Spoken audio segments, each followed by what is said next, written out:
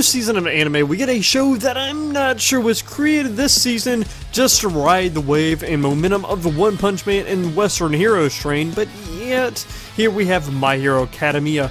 And from face value, I wouldn't say it's trying to be One Punch Man. Not at all, actually, but is obviously sticking with the group of superheroes fighting groups of villains, or one main villain. Together kind of stick.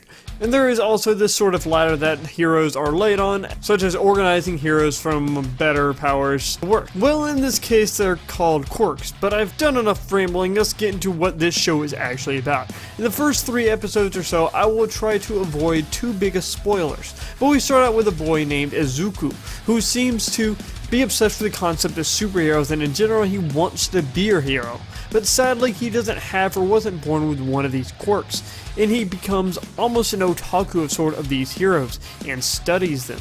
And there is this one hero in particular that he looks up to the most, named All Might. And by the end of episode 1 he comes face to face with this hero, and then a reveal happens that I won't spoil because it's pretty entertaining. But the whole goal for this kid so far is to become a hero and to get into this hero academy.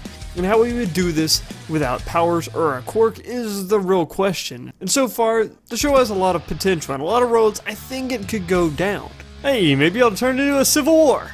No, okay. The whole vibe so far is a lot more serious and emotional than that of One Punch Man, which is not to say there isn't its comedic kind of moments, but they aren't what the show kind of lives on as its main stick. As for the characters, we only get to see a few moments, or moments period, with Izuku's rival, in the hero All Might.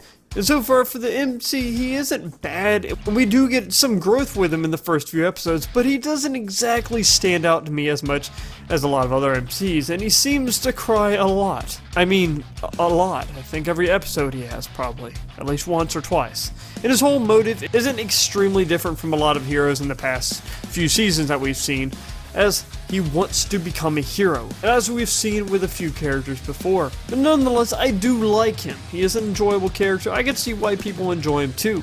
He is that sort of character that will go out of his way to help others even though he knows he can't do it kind of character. As for the rival, all we've seen so far from him is he is a hot-headed kid that hates the MC for wanting to be a hero without a quirk. And there seems to be something more there than that it's not showing yet. There's some sort of resentment maybe toward him for some reason, but we don't really know it yet. And then there is Hero All Might, and he is actually pretty funny and enjoyable to watch, and I will just say, he may not be what he seems. But as a whole, I can tell there will be a lot more characters just by the main poster for the show, and also the intro. There are a lot more characters coming. But I'm not sure how well the development for them will fit into these 13 episodes, unless there's already like a season 2 said to be coming. I'm not really sure.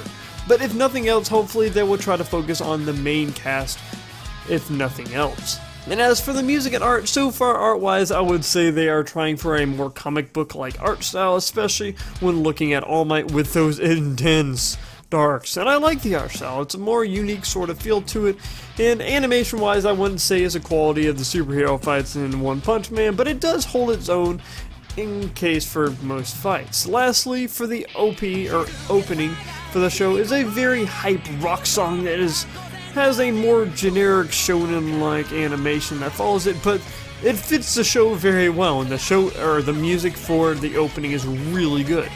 The ending is another rock song that doesn't stand out and isn't as catchy as the first one, but it fits the bill, and it has a sort of generic running animation to follow it, but meh. But in this, the real question is, should you try this show out this season? I would say, yeah, give it a try. Why not? It was pretty enjoyable so far, especially if you enjoyed One Punch Man, where it may not follow that formula that made it popular. It still has its own feel to it, where it seems to follow a more structured sort of narrative, where One Punch Man seemed to just kind of go out, or go with the flow. And if you like Western heroes and some flashy action sequences, then I would definitely say yes, try it out. But I think the show has a good amount of potential that might do better in my opinion with more episodes, but like I said, there might be a season 2 already kind of said, but I don't really know. But I think that for almost all shows that are like 12 or 13 episodes, they need to be longer usually.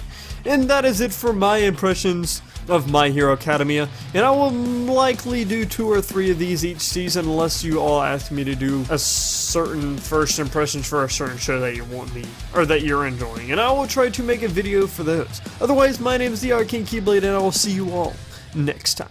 Peace out.